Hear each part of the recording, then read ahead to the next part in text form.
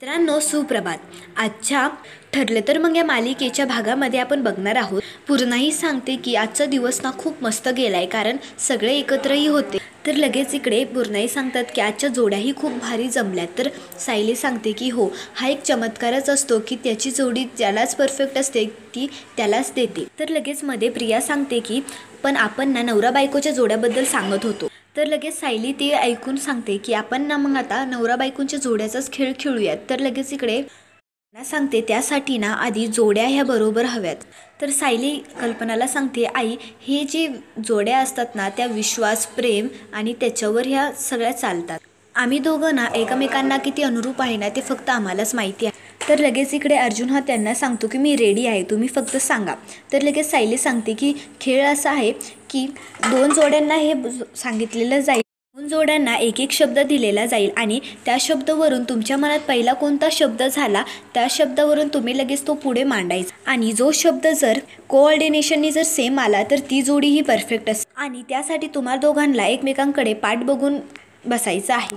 तर ह्या खेळाने आपल्याला हे समजेल की दोघांचे मत हे कसे आहेत आणि ते दोघेही सेम विचार करतात की. तर लगेच इकडे सायली सांगते मग आपण हा खेळ स्टार्ट करूयात. तर इकडे सायली 2 खुर्च्या आणते आणि बोलते आई बाबा पहिली जोडी तुमचीच असेल. तर इकडे लगेच प्रताभा सांगतो मग अंपायर सांगा आता कोणता शब्द आहे. तर लगेच पूर्णाही हा घर शब्द देते. तर दोघांचाही मत लगेच कुटुंब येते. तर दोघांचंही सेम निघतं. तर ते बघून सगळ्यांना खूप आनंद होतो. तर सायली ही दुसरी जोडी अनाऊन्स करते आणि सांगते. तर दुसरी जोडी आहे विराज काका आणि प्रतिमा आत्या. तर ते बघून लगेच सगळे त्यांना चेअरअप करतात. तर इकडे पूर्णाही त्यांना शब्द देतात की तुमचा शब्द आहे गोडवा.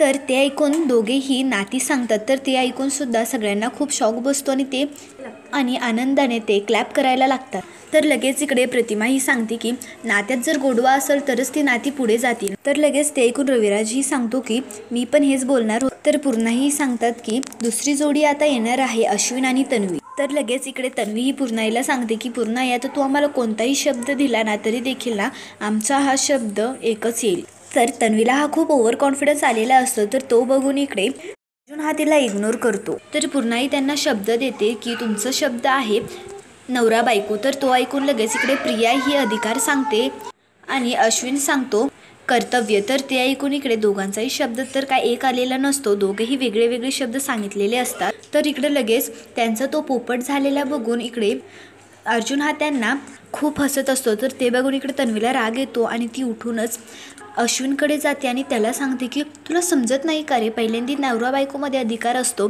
तर इकडे अश्विन सांगतो तुला समजत नाही का, आधी कर्तव्य असतं काय तू पण. तर लगेच इकडे तन्वी त्याला ओरडत सांगते तुझ्यामुळेच हरलो आपण. तर लगेच इकडे कल्पना ही सांगते की जाऊ द्या, हा खेळच आहे, कुठे तुम्ही एवढे सिरियस घेताय ते.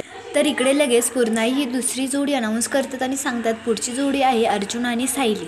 तर इकडे लगेच पूर्णाई त्यांना शब्द देते की तुमचा शब्द आहे प्रेम. तर ते ऐकल्याच दोघेही एकासोबत सांगतात विश्वास. तर इकडे लगेच प्रतिमा आत्या हे सांगतात की तुम्ही तर ह्या खेळात जिंकणारच होते. तर लगेच विमल सांगते तसे ना मग आता सगळ्याच जोड्या फक्त सगळ्यांच्या जोड्या सोडून म्हणजे फक्त अश्विन आणि तन्वीताईंची जोडी ही हरली आहे. तर ते ऐकून इकडे तन्वीला राग येत. तर इकडे सायली सांगते की आई बाबा रविराज काका प्रतिमा आत्या यांच्या जोड्या तर कधी ह्या हरू शकणार नव्हत्या कारण त्यांच्या परफेक्ट जोड्या आहेत. ह्या फक्त खेळातच नाही तर ह्या त्यांच्या खऱ्या आयुष्यात पण असेच आहेत. जर आज ते ह्या खेळात जिंकले नसते तर त्यांची परफेक्ट जोडीच नसती. तर इकडे प्रतिमा ही कल्पनाला सांगते की तुला वाटतं ना की यांची दोघांची जोडी चुकलेली आहे. तर मग तूच मला सांग यांच्यामध्ये एवढं प्रेम एवढा विश्वास टिकून कसा राहिला. तर लगेच प्रतिमा सांगते की मग मला पण हे सांगायचं आहे की या सगळ्या घरातल्यांनी ना एक समजून घ्यायला हवं की ही जोडी अनुरूपच नाही, ही तर एक श्रेष्ठ जोडी आहे. तर लगेच इकडे ओरडतच विमल सांगते म्हणजे जोडी नंबर 1. तर ते ऐकून इकडे प्रतिमाला खूप आनंद झालेला असतो. तर इकडे तन्वीचा हा खूप जळफळाट होत असतो. तर इकडे मनातल्या मनात सायलीला बघून अर्जुन हा सांगतो की तुम्ही ना या घरातल्या ना खरंच खूप मस्त सुपर वुमन आहात की तुम्ही या खेळ मांडून सगळ्यांचा मूड कसा ठीक केला. तर इकडे रात्री कल्पना आणि प्रताप हे रूममध्ये असतात. तर कल्पना सांगते माझा आजचा दिवस ना माझ्याप्रमाणेच गेला, जसा हवा होता तसाच गेला. आणि तर प्रताप सांगतो पण आजचे जे खेळ होते ना त्यांनी तर धमाकूळच घातली. प्रतिमा ही ना ठरवूनच आली होती की आज कडवा हा येऊनच द्यायचा नाही. आणि तसं पण ना आज तुम्ही बघा ना रविराज भाऊजी आज किती खुश होते आणि किती मनमोकळेपणे सगळ्यांसोबत बोलले. पण तर लगेच इकडे प्रताप हा सांगतो प्रतिमाला चांगलंच माहिती आहे सगळ्यांचा कडवटपणा हा कसा घालवायचा.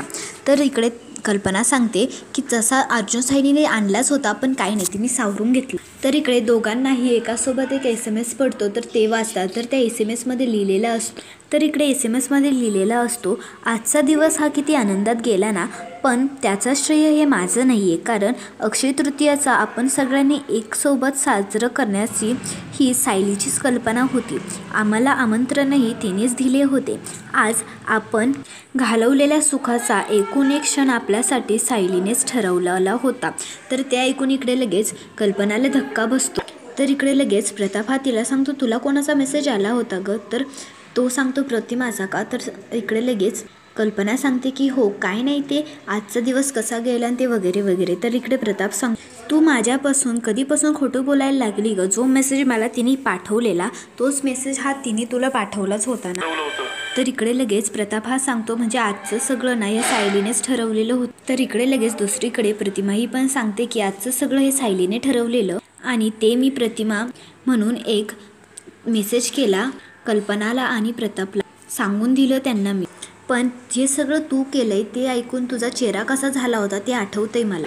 तर इकडे लगेच प्रतिमा सांगते तिचं श्रेय तर तिला भेटायलाच पाहिजे ना, ती विचार तर तेवढाच करते. तर रविराज सांगतो किती काही झालं ना पण तिने जी लापशी केली होती ना आहा किती भारी होती ती आणि त्यासाठी ना मी तिचे 100 गुण ना मी माफ करू शकते.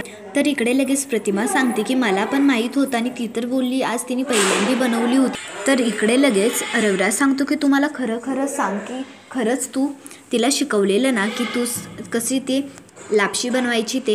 इकडे लगेच प्रतिमा सांगते की आता किती वेळा तुम्हाला सांगू की मी तर हे काही तिला शिकवलेलं नाही आणि ती कित्येक गोष्टी ना माझ्यासारखेच करते.